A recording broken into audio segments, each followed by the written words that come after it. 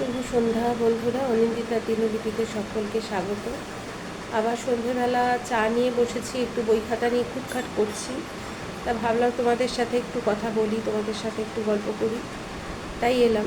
তো যাই হোক, আগে যে ভিডিওটা আমি দিয়েছিলাম একটা কবিতা জঠর জ্বালা বলে, সেটা আমি পুরোটা কমপ্লিট করতে পারিনি এই কারণে যে সময়টা বড্ড কম। শর্ট ভিডিও দিতে গেলে সময়টা বড্ড কম, আর তাছাড়া আমি খুব ইমোশনাল হয়ে পড়েছিলাম, এটাও ঠিক কথা।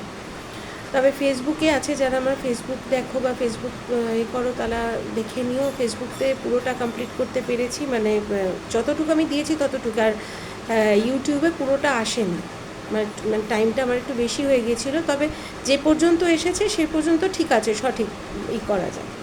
তা যাই হোক, প্রত্যেকটা কবিতার বা গল্পের মতোই যে সবটাই যে দুঃখ বা কষ্ট, এটা এই কবিতাটাতে যে রেখেছি তা নয়। এটারও একটা হ্যাপি এন্ডিং মতো একটা আছে, যে ছেলেটা যে এই অল্প বয়সে ভিতরে এতটা ম্যাচিউরড হয়ে গেল, সে আস্তে আস্তে উপলব্ধি করতে থাকলো মা বাবার দুঃখ কষ্টটা কী এবং জঠর জ্বালা কী কী জিনিস।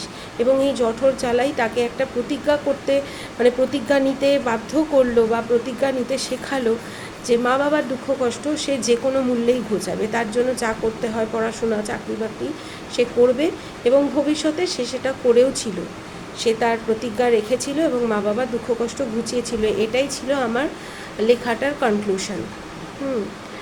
যাই হোক, পুরোটা তো আমি একটা ফুল ভিডিও হলে হয়তো করতে পারতাম, শর্ট বলে করতে পারিনি।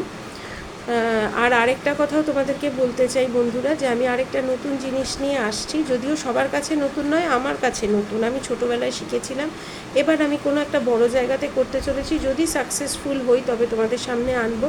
জিনিসটা কি সেটা এখনই বলবো না, সারপ্রাইজ থাক।